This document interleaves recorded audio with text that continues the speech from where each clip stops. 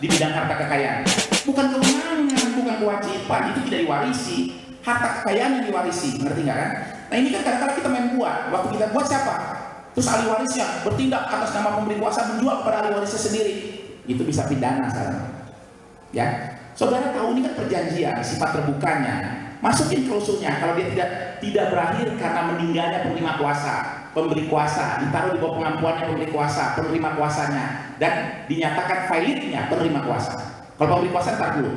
Kalau pengikatan jual belinya lunas, terus ada klausulnya, objek bidang tanah ini telah diserahkan dari penjual kepada pembeli dan telah diterima oleh pembeli dari penjual, sudah ada leveragenya, berarti objeknya sudah beralih. Kalau sudah beralih, dia tidak termasuk dalam modal filing.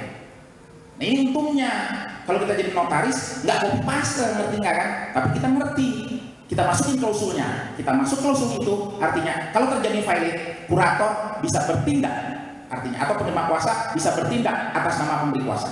Walaupun dia nyatakan filing, dia tidak masuk dalam modal filing.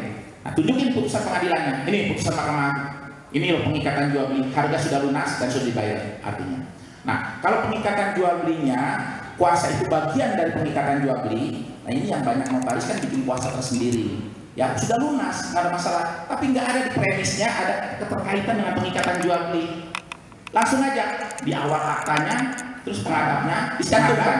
Nah jika penerima kuasa meninggal, maka ahli warisnya selaku penerima kuasa pengganti dicantumi bertindak untuk dan atas nama pemberi kuasa. Ya, untuk menjual atau mengalihkan objek bidang tanah hak milik nomosiat kepada pihak kedua. Sebutin namanya, bukan ahli warisnya, kayak yang meninggal itu. Artinya selaku pembeli. Ini kan dalam konteks jual beli, pengikatan jual beli.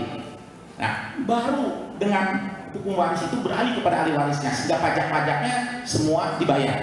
Ini loh PPh-nya, ya untuk pengalihan haknya. Ini loh BPHTB-nya, ini PNBP-nya. Setelah itu baru beralih karena hukum waris. Artinya nggak ada, kalau ada nanti aktanya tuh akte saya, itu konsep saya udah ceramah keliling-keliling. Kalau ada penerima kuasa meninggal dunia, maka penerima kuasa ahli warisnya satu penerima kuasa pengganti. Kalau penerima kuasa ditaruh di bawah pengampuan, pengampunya sebagai penerima kuasa pengganti.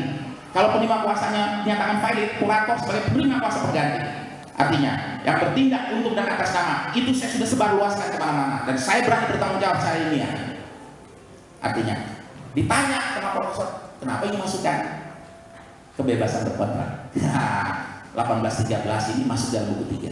Jadi kita boleh menyimpangi, ngerti nggak? Kita boleh menunjuk 1803 ada namanya penerima kuasa pengganti. Kita bisa tunjuk siapa penerima kuasa pengganti.